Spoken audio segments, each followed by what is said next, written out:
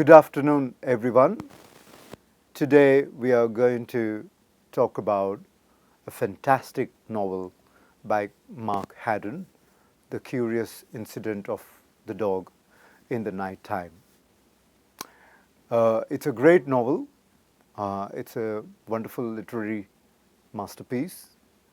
And why it should interest us is because the protagonist of the novel, Christopher Boone, a 15-year-old boy, is autistic, Asperger syndrome in particular. Although the novel does not talk about it, name the condition, the readers know it. How do the readers know it?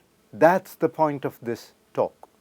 So I call the lecture is called Witnessing Christopher Boone, Witnessing Autism, a reader's journey via the curious incident of Dog in the Night Time by Mark Haddon. Okay, why I call it witnessing? And what is witnessing? Well, witnessing is not voyeurism. Voyeurism is kind of a peep show, undesirable, or peep into somebody else's private affair. And that could be act of intimacy and many, many more. Observation, well, a journalist observes society. A scientist observes a microbe, that kind of a thing, where you get to see things with some objectivity in place. Darshan, it is not darshan, well, it's darshan is kind of a looking mediated by bhakti or devotion. It's not gaze or staring. Then what else is? It is a kind of a personal touch with an event, with a moral connect to the subject.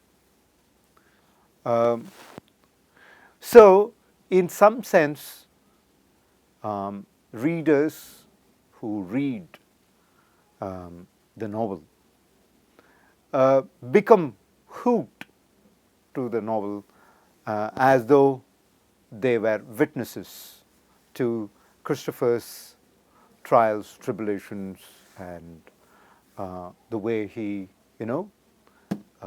navigates the society. All right, what is the story? Let's start there, storyline. Christopher Boone is roughly 15-year-old when the story happens.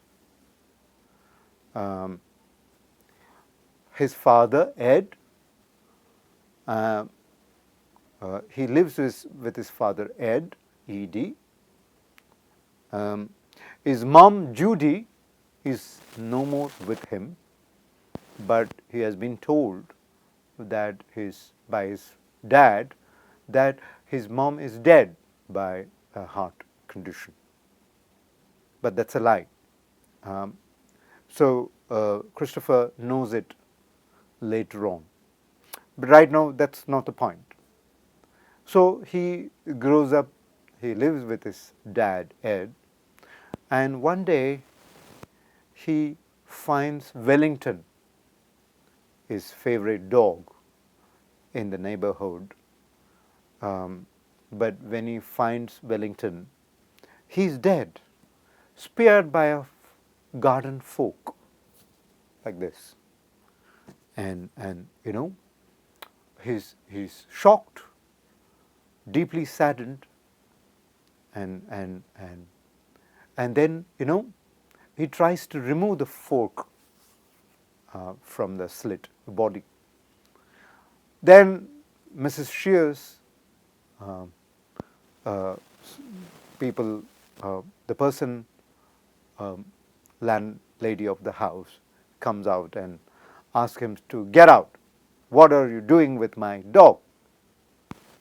And you know, Christopher is shocked by her outrage, and she complains to police. The police appears, and police asks him too many questions.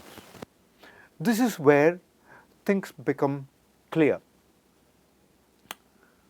What are the things that make this narrative different? Well, the page starts appearing in prime numbers 1, 3, 5, 7, 9, 11, and so on. Quite odd. And Christopher's narrative is about everyday life. For example, he's too good at observing things. For example, the policeman wears a brown shoe with 60 holes in it. When he looks from the window, he, could spot 5 red cars passing by. When 5 red cars go by, he can proceed with the day as though nothing happened. It's a good omen. On the other hand, when yellow-colored cars, 5 of them go, then pass by, then he has to be careful. That's his, he's unable to handle language which is beyond black and white. For example, he has problem with idiomatic expressions. He cannot handle metaphors. He cannot handle lies, and so on. So those kind of things become clear. He's fond of math and science and concrete things that sound elusive, metaphorical, figurative, idiomatic, all that sound too complicated to him. Back to the story, please. So police comes and, young man, what are you doing? And so on. So what happened to the dog? I said, yeah, the dog is dead. I know that far. But when the policeman tries to touch him, he is no more able to handle that kind of touch. So he kicks the police. So the police takes him to jail, and his father gets him out. But eventually what happens is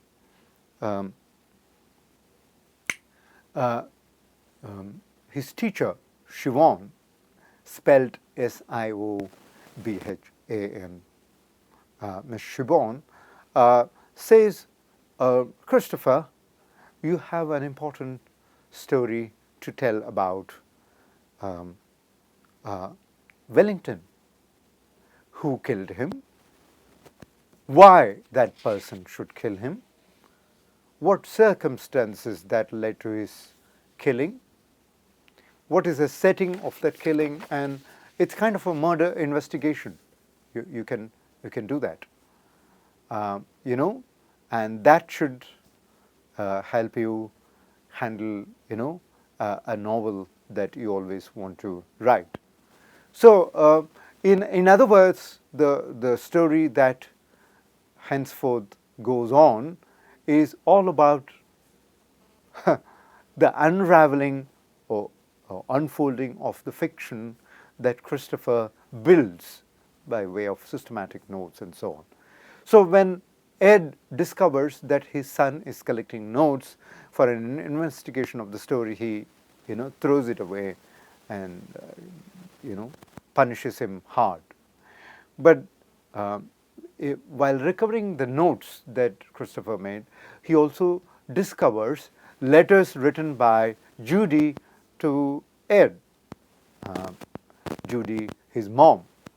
And he discovers that her, signature, date of letters and all that is much past her, the time of death which father told him. So that means she is alive, and Christopher, confronts Ed with that information, and Ed confesses that, sorry, I lied to you, and I am the one who killed Wellington. So naturally, Christopher is pissed off with Ed about all these things, and he sets out on a journey to London to meet his mom, Judy, who now lives with Mr. Rogers. Okay, so he goes on a lonely journey by tube, and he picks up Toby, his favorite rat, to be traveling with him, and the ways in which he inquires people, uses his knowledge of facts, how plain speak helps him achieve the journey, is a very interesting read. I strongly recommend that you all read this story. So he reaches London, and his mom is too thrilled to see his young son, her young son, return to her. And Rogers obviously does not like Christopher's intrusion, but Judy prevails, and he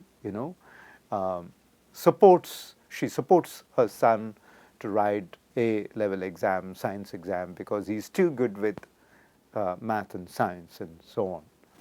And towards the end of the story, Ed reconciles with his son by getting him a new puppy, a poodle. Right. So that's broadly the story. But as I told you, the novel is filled with plain speak, no metaphors, no figurative expressions. It's about being straight. It is about being descriptive. It is also factual. And in some way, it's about the facticity of our expression as opposed to figurativeness of our expression. That binary comes across very, very well in the narrative. So in some sense, the narrative forces the readers to become witness to someone who can organize his social life, his mind cultures, his youthfulness, his study, and so on, in a very different way. All right. So what are the building blocks of such a witnessing? For a nuanced and at the same time very useful critique or review of what is autism, I would recommend you read the book Autism. That's the name of the book, by Stuart Murray.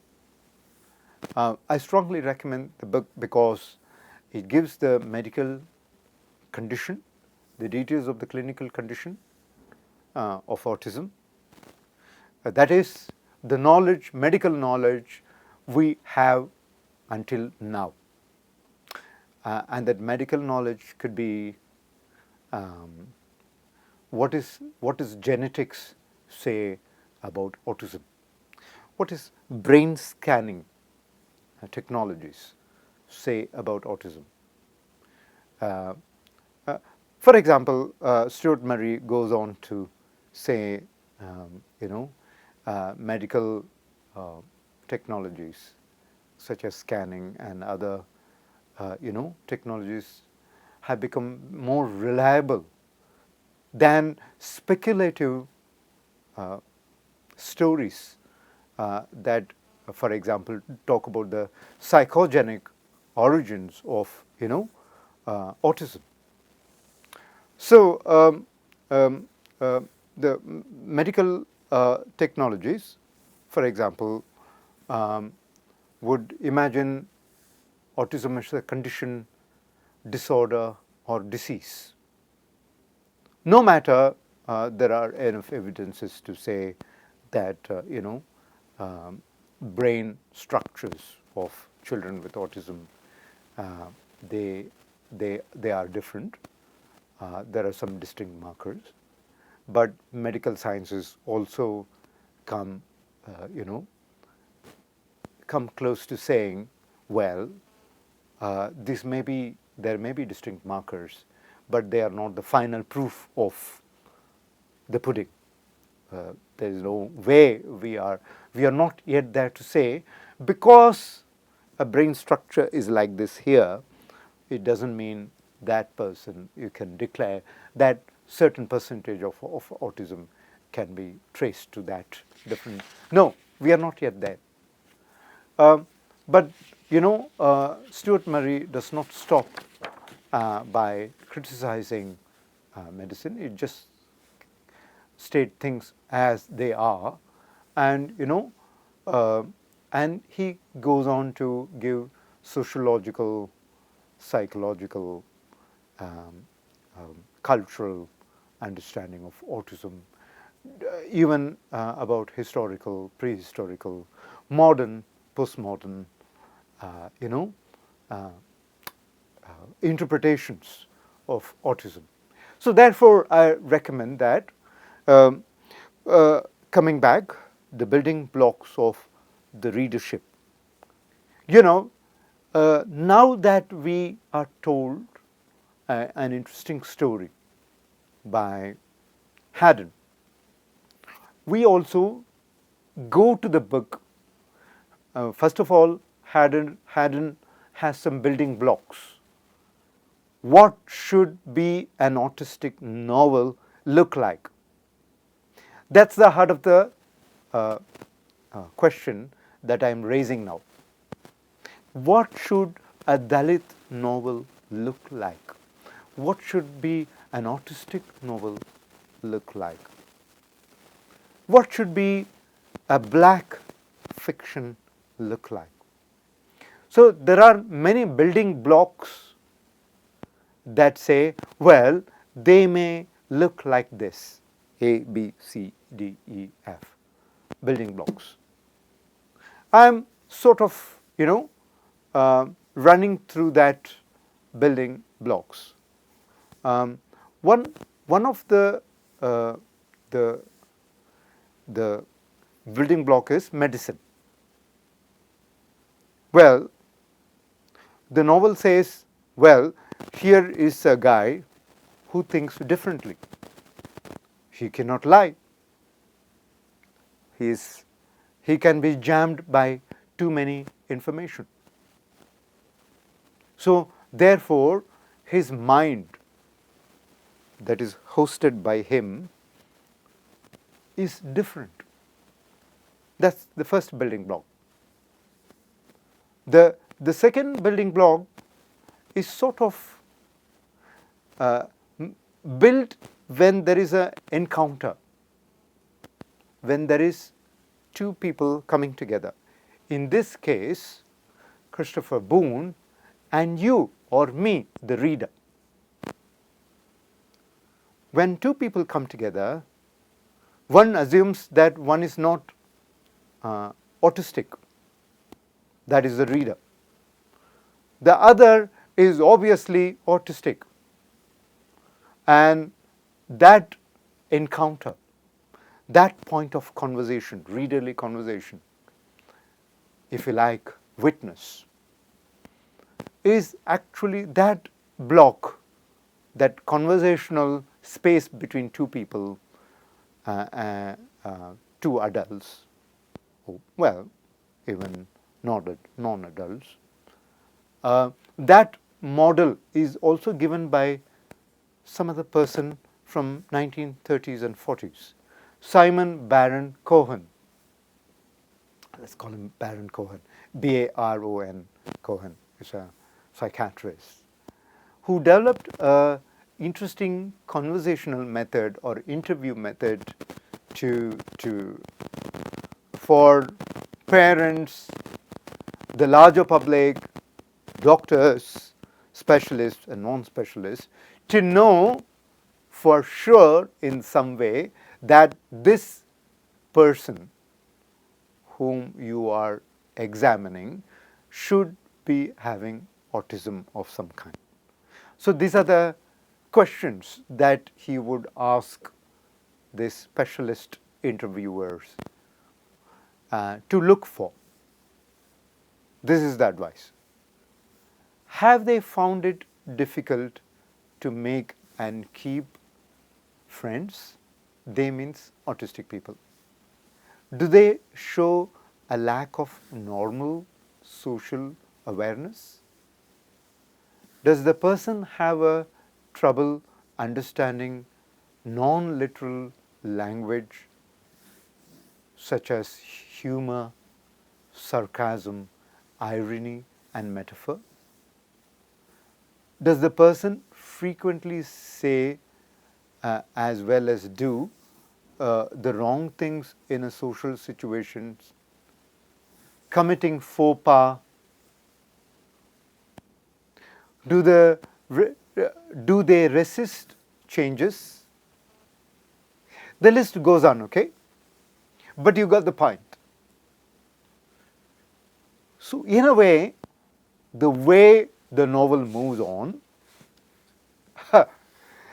and the way the reader like me move on with this novel, somehow these questions come lingering by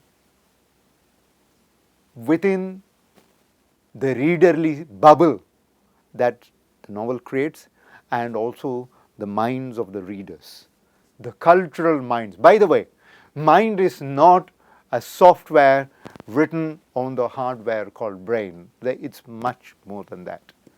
It is spilled or connected in many directions. For example, as a teacher, my mind is shaped by my students. A child's mind is shaped by her mom. For a person who is browsing on net, mind is shaped by network of connectivities on the servers and across servers that are spread around, dispersed across the cloud, across cultures, and so on. Okay? So mind is not a simple stuff written on the brain, and the brain is not just the stuff residing in a container there. All right. Okay? So having said that, these questions rhetorically make up our conversation, journey, and witness of Christopher's own investigations and his own conversations. All right. What are the next building blocks? The next building blocks are the contemporary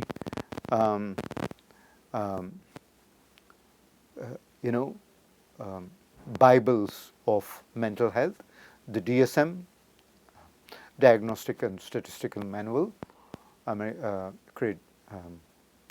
harnessed by American Psychiatry Association, and ICD, International Classification of Diseases from WHO, and so on. No matter what is your ideological orientation, your approach, you end up in these places, or you end up defending, refuting, rejecting, mediating, whatever these twin Bibles of contemporary mental health say. So that's the third building block. And the one that, fourth, I would say, is about the notion that autism as a human condition is shaped by difference in communication, imagine, and social interaction. Okay? So, no matter whether you call it disorder or disease, you see some deviance, difference, and the way it, is moving differently. So, if you want to call it an Aspergic novel, or in particular, or autism novel in general, you end up saying, well, the communication system navigated by Boone, Christopher, is different. For example, he does not like to be hugged. Imagination, his imagination is too mathematical, concrete. It involves ordering things. It doesn't involve elusive things such as metaphors. And his social interaction is too, orchestrated. It is not fluid.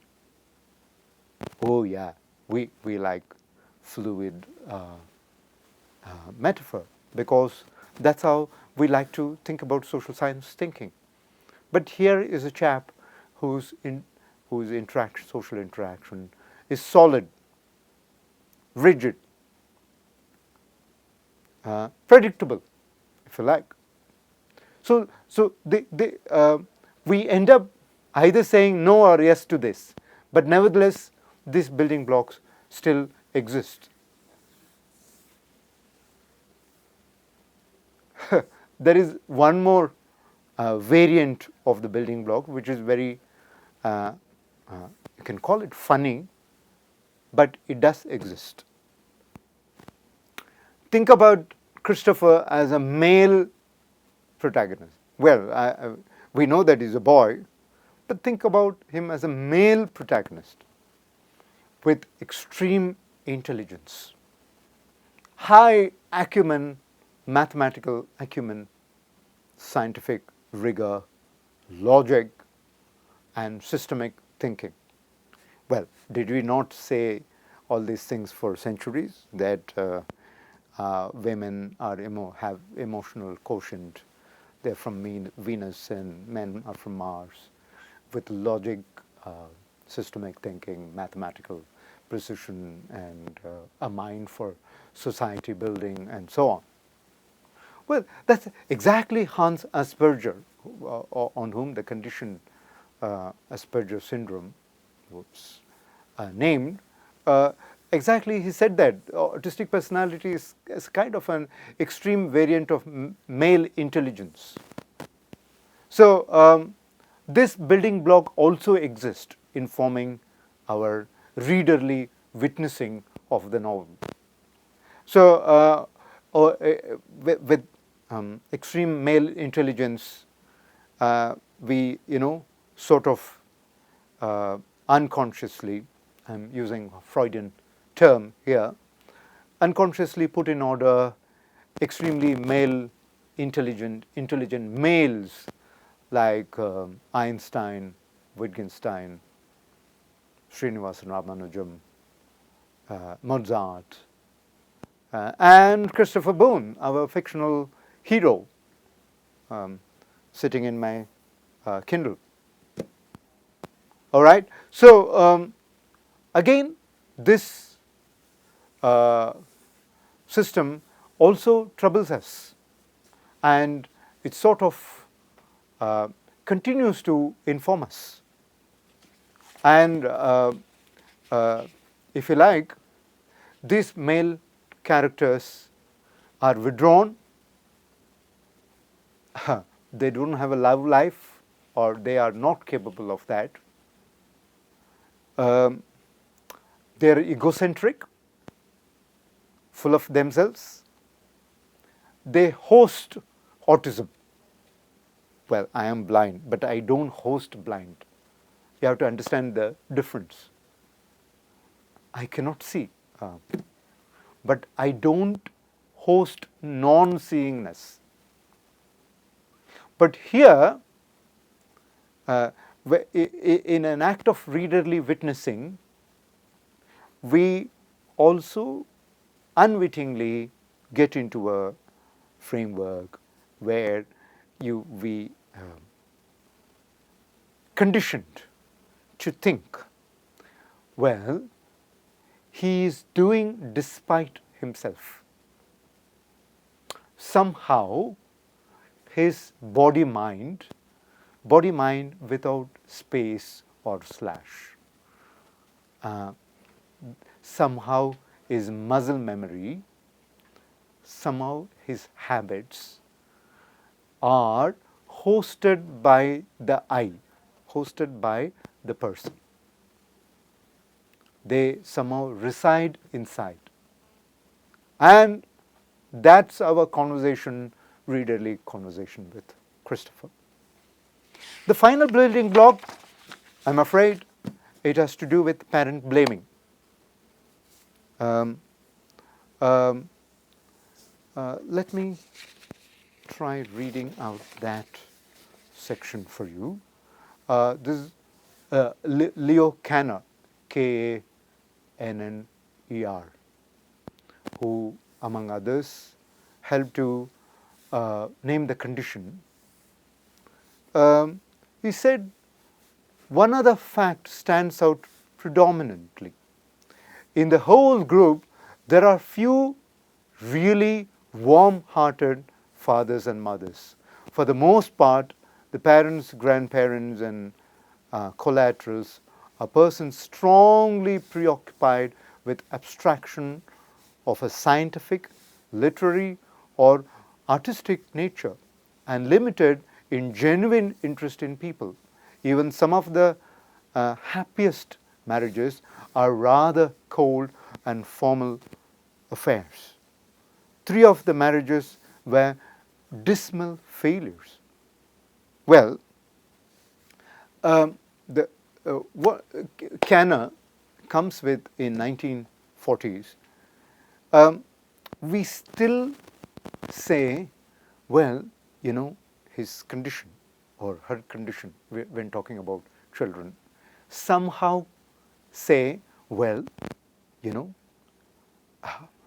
somehow his cold or her cold mom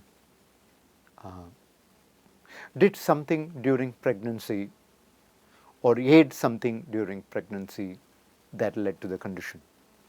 Or the way they have raised their children, it's because that is why he is withdrawn. After all, her parents are, you know, useless people. They have withdrawn themselves. You can reflect such. So Kanner comes with the notion of refrigerator mother, a notorious notion which says cold parenting will lead to cold children who are withdrawn after all. Right. And there are enough plot evidences in the novel that talks about marital discord, you know, and its impact on Christopher and so on. Right. The point, what is the point? The point is not to say that Haddon, you know, is a useless writer who gave into building blocks. Not at all. I started by saying it's a masterpiece. I'm only saying here that some of the building blocks drive the plot, the story, as much as our connect with it. That said, conclusion. What is the idea? Autism is a special ability. It is also a condition. It is also,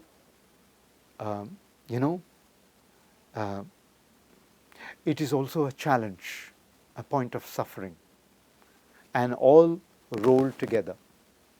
Parents, children, caregivers, people who have autism navigate through that bundle carefully. If somebody is a mathematical genius, that's human too. And if somebody is unable to handle metaphors, that's a human condition too. So mathematical genius that is rendered prominent by autism is celebrated on TV channels, but on the other hand, somebody's incapacity to handle metaphors is not, understood properly. So, so it's time that we see autism in terms of, in terms of the value bundle that it comes with. A term such as neurodiversity is very useful in navigating the space created by the readerly space, the cultural space created by autism. And that's the point of the next lecture, which is on the politics of bestsellers and neurodiversity, neurotypicality, and so on. Thank you.